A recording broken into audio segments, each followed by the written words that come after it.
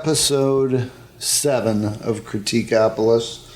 I'm letting everybody know up front how completely pissed and out of my mind irritated I am, whether or not you can tell it over the mic or not.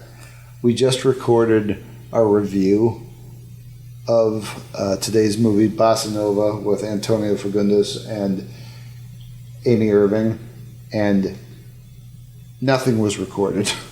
So we're doing it again. I can't believe that. All I had to do was look for the red light. That's all I had to do. And I missed it. You should fire me. I'm not going to fire you. I'd be lost without you because I don't do all the technology stuff. Oh, yeah, I'm great at it. All right. So, Bossa Nova. This is we're doing this again. 2000. I can't believe that. I can't believe we did that. I did that. 2000, Amy Irving, Antonio Fagundes, set in Rio de Janeiro. This was shot in 2000. So I don't want to call it an older movie, but there's a couple of scenes involving the internet which make it a little dated. Outside of that, it's purely character. God, all the stuff we talked about with regards to characters, we're going to rehash. I can't believe that. So it's a character-driven story. And Louisa, you said it best that Rio was definitely a character in this movie. Yes. Mm-hmm. Marianne is Amy Irving, and she plays a teacher, an ESL teacher. What? Or Amy Irving is Marianne. What did I say? The other way around. You know what I mean. Okay. Plays a teacher. An ESL teacher. ESL teacher who has lost her husband. She's widowed, who was a pilot. And Antonio Fagundes plays Pedro Paulo, who becomes the new love interest. He is an attorney who was raised by a tailor, and his brother's a tailor. Alexander Borges is Ignacio. He plays the soccer star. Who has, at least for part of the movie, his sights set on Amy Irving, but not really because he's in love, more of he's just kind of a dog chasing a bone. Deborah Bloch is Tanya. She's more of I don't know if I'd call her flighty, but kind of... I'd say in the beginning she comes off as the girl next door. Kind of a character. At the very beginning. But changes throughout the movie. A little superficial. Mm-hmm. She's a law intern for Pedro Paulo. And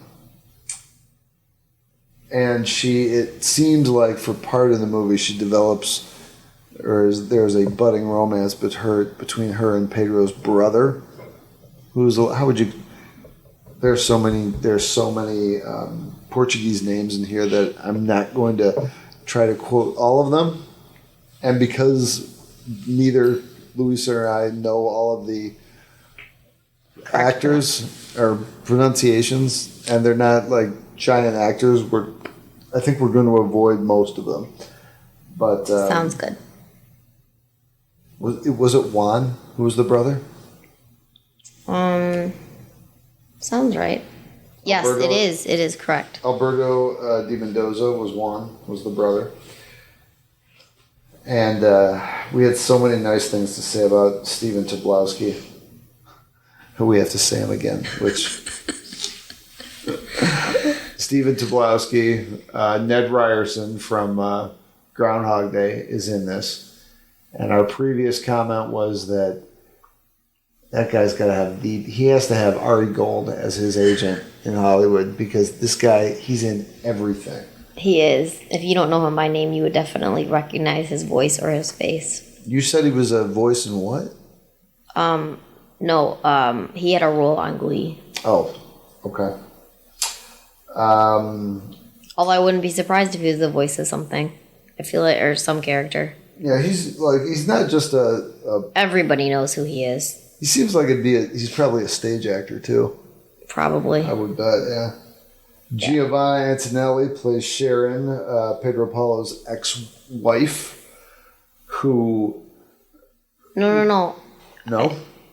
I thought she's the cute girl next door. And Nadine... Oh, no, you're right. No, Never mind. Nadine. Sorry. Nadine is the cute girl next door. What's her name?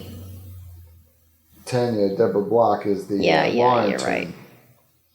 Stand corrected. So Nadine, played by Drika Moraes, is a friends. She's a friend of Amy Irving, and she's learning English so she can connect with her internet boyfriend, who happens to be Steven Tobolowsky, who has framed himself as a Soho artist, even though he's a mergers and acquisitions lawyer. But what was so cute about this is that this is an internet romance all done via email. There's no Match.com. There's no swipe left or right on Tinder, any of that stuff. This is just, I don't know how they found each other on the internet. I think through a chat room. Yeah, through a chat room. For those of us who remember what a chat room is. And Nadine tries to go to New York to meet him. Yep. And that doesn't work out. Yeah, that doesn't work out. And It's too expensive. He ends up... Is that what it was? I think so, yeah. It was too expensive. Because remember, the ex-wife was trying to help her find a ticket, a plane ticket. Oh, right. And it was like $700 or $800. Yeah, She's a like, lot no of way. money, yeah. Like, yeah, it's on the other side of the world. Yeah. And Steven ends up coming down to meet her. And hijinks ensue and miscommunicated identities. Let's see. Rodrigo Cardoso is Vermont, Pedro Paulo's partner attorney, who has sort of really a small role. He doesn't really pop up that much except in some of the office scenes. Mm-hmm. But did I call it or what? That his office... Actually, that was the one shot of Sugarloaf was from his office. Oh, yeah. Mm-hmm. There is a scene where where Pedro Paulo is preparing for a case, and his office is just this big panorama of the coastline and the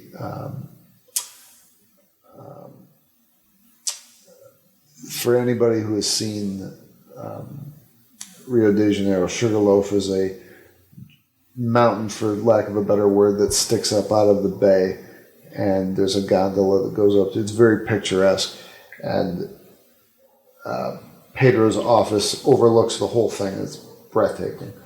But I couldn't underscore this enough that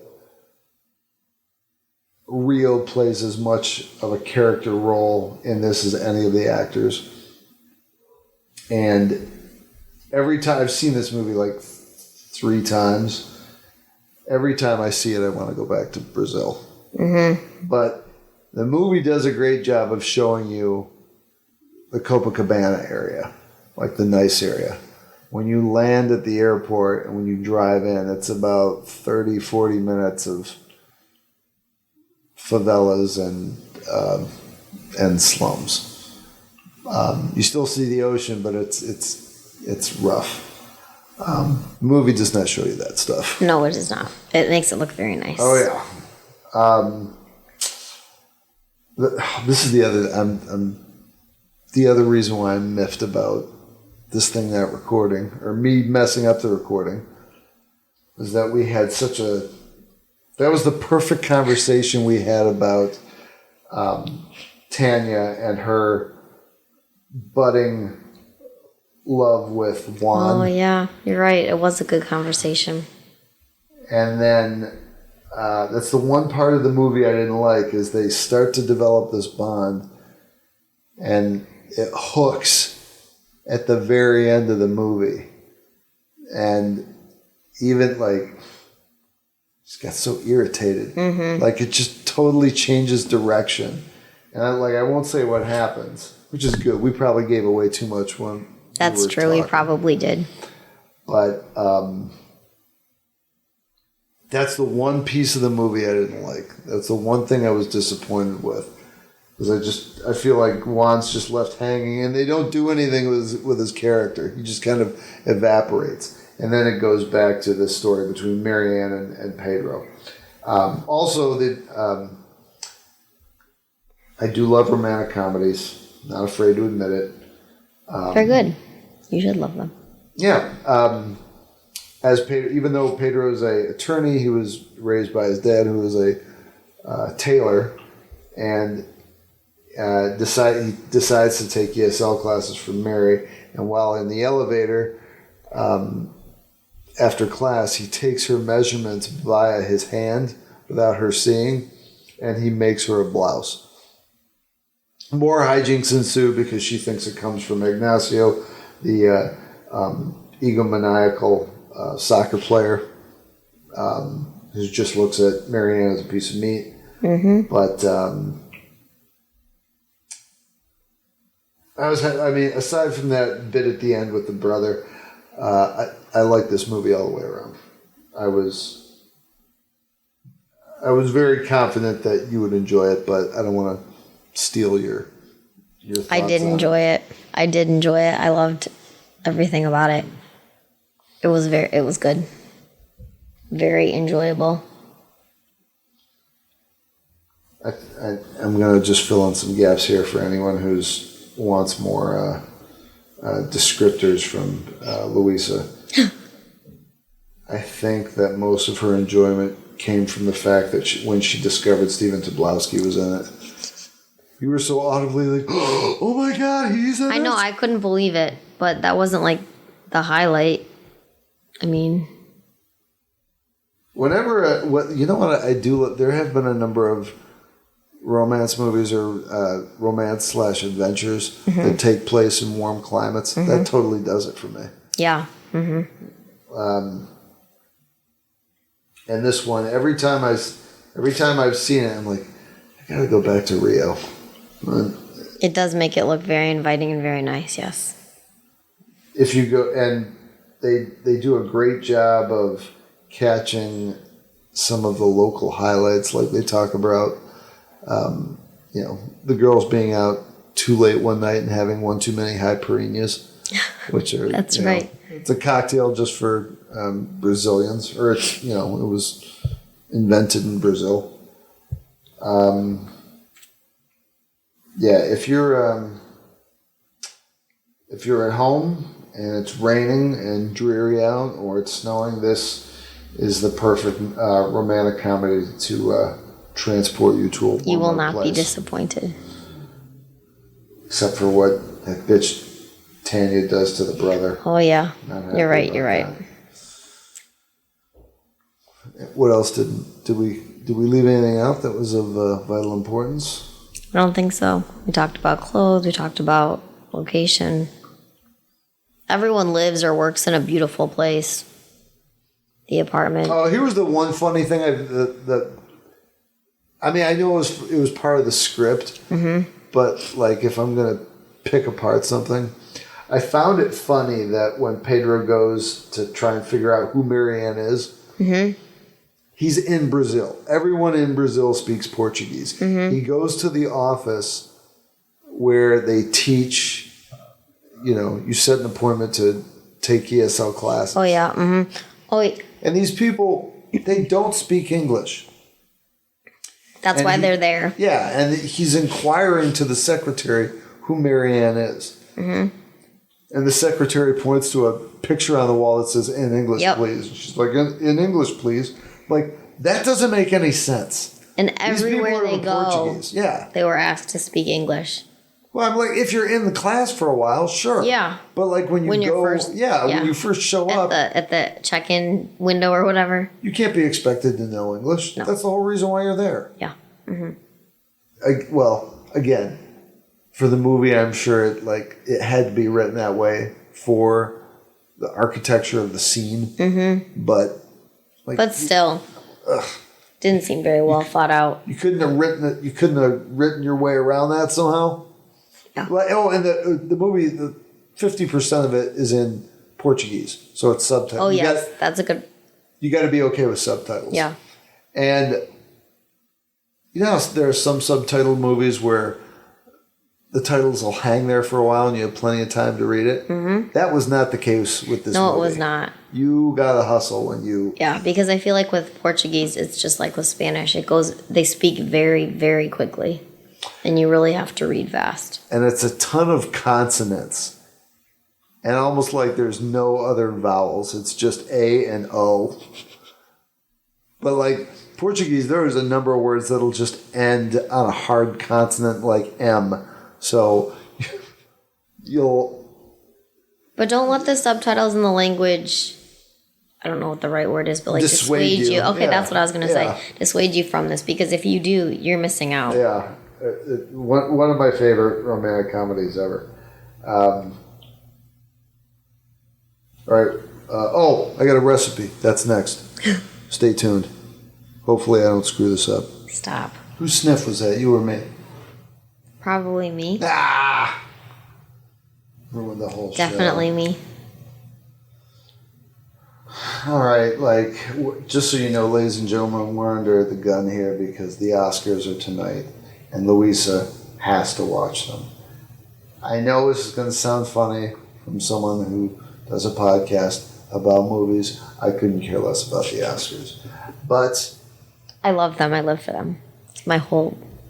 It's my favorite night. She even told me to scrap the recipe portion, our dinner and the movie weekly, because the Oscars were more I could important. eat and watch the Oscars at the same time. Okay, I made that last part up, but... That would be the ideal way to do it. This one's going to be a little quick. It's not that complicated, but I tried to keep it in the same color palette as our movie. It might be a little bit more Hispanic than Portuguese, but it's based with plantains. If you want to see a photo representation of this, you can always go to JAY Hey Honey, HEY Honey on Instagram for any of the honey-based recipes. This one today is Plantanos I said it so well first time. Plantanos en Tentacion. Ripe plantains caramelized with honey, butter, and cinnamon. 6 ingredients. 3 ripe plantains. Peel them, cut them lengthwise, and then do 2-inch chunks. You're going to need 2 tablespoons butter, 4 tablespoons of honey, mine of course, or coconut nectar. 1 cup water, 1 tablespoon ground cinnamon, and just a pinch of salt. So real quick, for anyone who hasn't made plantains, this is very, very simple. It's basically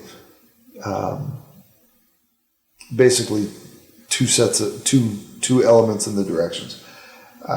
You're going to place the plantains in a large saucepan along with butter, honey, water, cinnamon, and salt, and then cook over medium heat. It couldn't be, even I can do that. Cook until all the liquids have reduced and thickened. They form almost like a gelatin, like a very viscous honey. And the plantains are no longer soft. They'll caramelize a bit. Plantain is kind of like a banana if you've never had one before, but it's starchier, a little bigger. Serve immediately when it's hot. You can also crumble farmer cheese over it. If desired, I don't do it with cheese because I just don't do honey and cheese all that much. But if that's your thing, go nuts. More of a dessert item. And if you happen to make this, bring it by the market because I've got too much crap going on to make it for myself. So be a buddy and help your favorite honey guy out. Have you ever had this? Come feed me. No. Okay, well, feel free to make it next time I come by. Okay. Would you? Mm-hmm. You know where to get plantains? Because I don't. I could probably figure it out. Yeah? Yeah. Do we have headlines to talk about? We do have headlines. Oh. We do have headlines. Oh, strap yourself in. headlines. These ones are going to be good. Talk to you in a minute. And we're back. I've got 2 headlines, but Luis is going to lead us off with hers. What do you got? Okay. So I was looking up interesting, strange stories. And if you were anywhere listening to or paying attention to TikTok and pop culture, they've had several challenges, in the past. And so, example, one of them was the Tide Pod challenge, and I think people were eating them, maybe. Eating what? Tide Pods. Like you do your laundry with. Oh, what? Is that isn't that poisonous? That's got bleach in it. Yeah, it's not good for you. I'm pretty sure it could kill you. Like the wrapped in plastic things? Like you put in your dishwasher? I have some in my bathroom for my washing machine. What assholes are doing this? For what? What's the challenge? Dumb children. Eat it and not die? I guess. And not develop intestinal torsion? Ugh. So bad. Why so bad? It's laundry detergent. It's for your clothes. Do you remember these challenges like the cinnamon tablespoon challenge where people would try to eat a tablespoon of cinnamon and it would explode out of their face because cinnamon just sucks all the moisture out of your throat and mouth? Yes, and there's no way you can get it down? Yes. It's not exactly life-threatening, but it's super uncomfortable. So stupid. And laundry detergent? Okay, so that was one from the past. People were doing it on TikTok. This laundry Tide Pod challenge. Okay. So now there's a new one. Go ahead. And it's called the Orbeez challenge. What's that? I've never heard. Actually, I have heard of these, but they're like little tiny ball, like gel balls. I think they might be. Like they used to have in some of those soaps.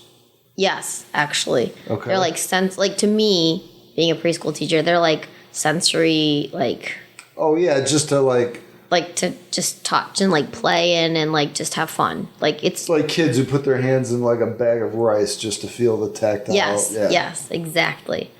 So people are buying these tiny little gel balls and they're shooting them out of a gel gun a gel blaster gun at strangers, and they're filming these strangers getting hit by these gel beads. And what's even worse is some people are freezing them before they shoot them. Oh my God. So then they're That's like being shot with marbles. Yes. Oh. So, it's probably not going to kill you, but it's definitely going to be painful. Yes, exactly. It's assault. This is what I don't get about this insane world we live in. And anyone in America, feel free to write into me. I'll visit your house and hit you over the head with a sack of dimes if you're going to take a dissenting opinion on this. Because anybody who shoots another person with a frozen projectile and that person loses their shit, runs across the street and beats the ass of their assailant, they're going to get sued. Uh-huh. That's what's nuts. Yep. Usually I like to keep it comedic, but this kind of stuff just makes me angry. Mm-hmm. You have to expect you're going to get the crap beat out of you if you do some things like this. Or you'll go to jail for assault, or you could possibly kill somebody. What if one of these things hits somebody in the temple? I know I sound like a dad right now, but those things are hard. Yes. This is dangerous and also stupid. Or you could hit somebody in the eye. Yes, that's what they said. They said at this point no one has been shot in the eye and no one has lost an eye, but give it time. Exactly. But yeah, you could be charged with the misdemeanor or a felony depending on the case. Thanks a lot. My blood pressure's up now. No problem. We just had Indian and now it's everything is all twisting inside me. Ugh. But seriously, people, find something better to do with your life. It's not even your life. It's just like these are kids who are trying to like pass the time. And like, do you ever think that There's all kinds of other things that you can do if you need to use TikTok. Like being constructive is there's almost like an effort component, and as soon as kids figure out that there's effort involved with being constructive, as opposed to doing something destructive, which is usually considerably less effort, the lazy ones default to the destructive avenue. I want to go out and shoot kids with some frozen wads of plastic now. Don't forget to video it on your TikTok. Yeah. You know I'm not on TikTok. I know you're not, yeah. Ugh.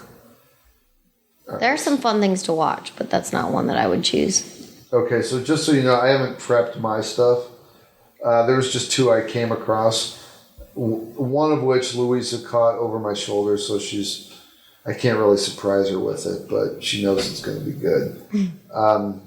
First one is Massachusetts man touts electric unicycle as the answer to high gas prices. I can't stand these people. These are like, you've seen these guys just on, it's like one wheel. You know the one wheels that are like the skateboards? Yes. Okay, it's not that. Okay. It's like, it's a wheel, but the standing platforms are on each side of, let's say that a wheel is facing forward.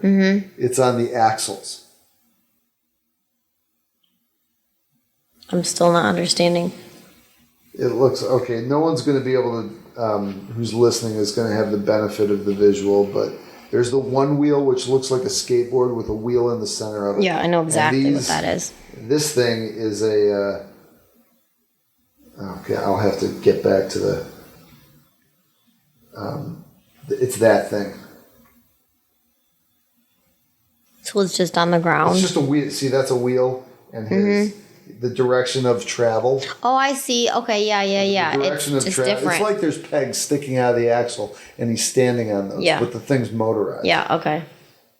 And these guys, Goodness gracious. and they're just, they have pads on maybe, and they zip in and out of traffic, just begging cars to open their door. Yes. Like, you almost wonder if like people on a motorcycle, if like the next generation is, you know what, we could take this up a notch.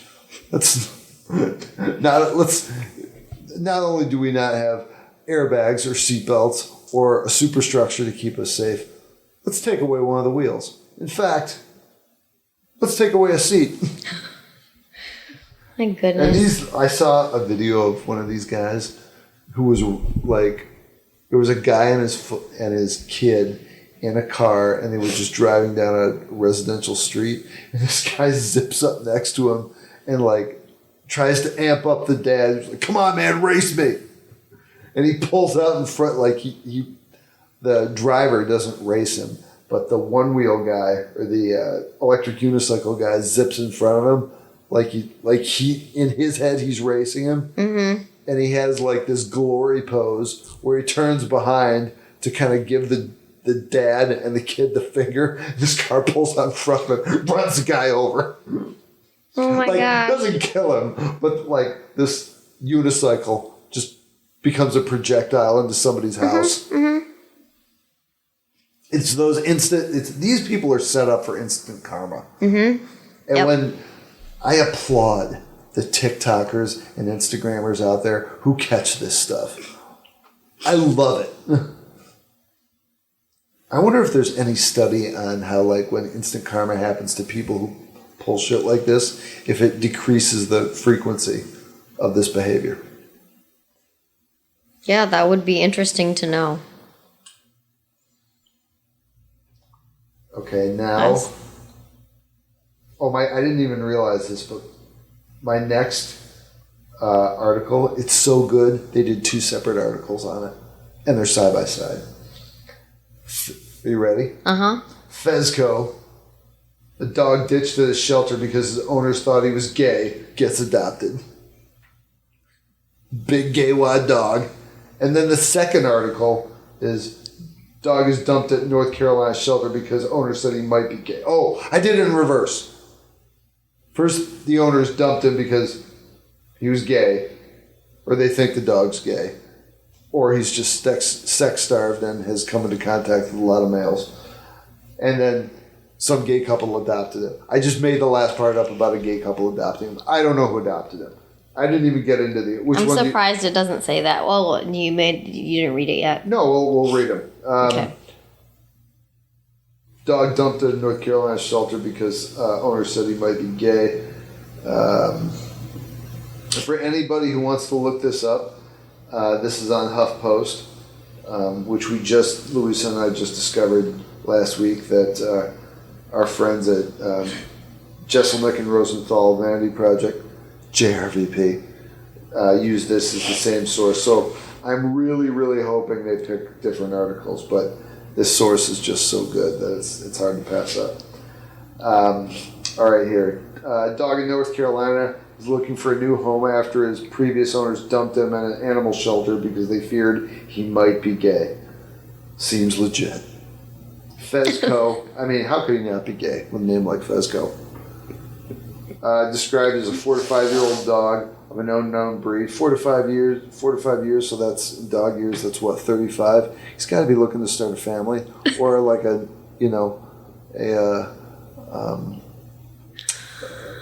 21st century nuclear family, whatever that is. The modern family equivalent, dog equivalent. Was recently dropped off at the Stanley County Animal Protective Services in Albemarle. That sounds like a real sexually forward type town. I've heard of it. The reason? Fezco apparently humped another male dog. Like, it what does not dog say had? that. I swear to God, it's right there. Okay. I mean, like, let's be honest. What guy hasn't done that? I mean, male dog. I mean, Yeah. That's what male dogs do. They hump everything. Yeah. I had a male dog that humped our ottoman. Yes, I've heard of that before. Dog's owner assumed the canine was gay-9 and didn't want him around, so they left him at the shelter. That is so mean and so sad. What? Hold on. That's why we got 2 articles. Okay. As promised, Fezco, dog ditched his shelter because his owners thought he was gay, gets adopted. I want so much for the adopter, for it to be a gay couple that adopted him. Well, here's how we start out. Fezco has a new home and a new name, thank God. Oh, yes, thank gosh. Hopefully they gayed it up a little. The North Carolina dog was dumped at a shelter because his owners thought he was gay because he humped another male dog, and he has been adopted. Stanley County Animal Protective Services in Albemarle. God, I'm really doing Brighton High School a disservice if I'm butchering the name of this town. Posted on Facebook Tuesday that Fezco found new oh my God, it is a gay couple. No. I don't know. Well, maybe, I don't know. Hold on. Found new humans to love him for who he is. Pelvic gyrations and all. That's been my biggest challenge all through life. The shelter also confirmed to HuffPost that the dog's new owners are Steve Nichols and his longtime partner, John. I knew it. Yes. They're like, that is our dog. Strike another blow to the hetero crowd. It's about time. And these guys spoke to TMZ as the official news source, obviously, on Tuesday about why they welcomed this very friendly pooch into their home. Come on, he's one of you. The couple said they named Fezco Oscar after the Grouch. Just like my buddy's kid. Worst name. After the Irish poet and playwright Oscar Wilde. I'm sure he's just as talented. Who was gay. Had nothing to do with his writing ability. That's why they named him. They named him after a gay poet. Can't write this stuff. Nichols told TMZ that they felt an immediate connection to Oscar and his story because they have also faced discrimination. Well, that's cute. That's a nice story. You got to admit, did I call it or did I call it? Yeah, you did call it. I knew it. You did call it. My last comment is I want to know what his collar looks like, his dog collar. You know what? Did they give him a choice? I would. Would you like to wear this one or this? They have a picture of him, but like it might be purple. My favorite. My absolute favorite.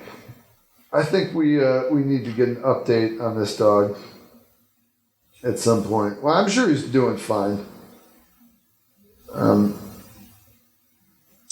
Let's see.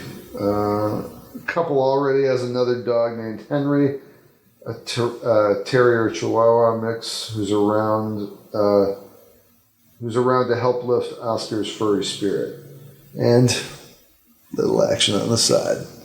Like it's not out of the realm of possibilities. Don't look at me like that. So there you have it. Seems like Fesco, Oscar got over the hump. The way to go, Huff Post. Perfect. All right, let's get you ready for the Oscars. I need a cocktail. Okay. All right. Talk to you guys later. And, next week, or whenever we get around to our next episode, the next movie hasn't been named yet, so stay tuned. Talk soon. Toodles.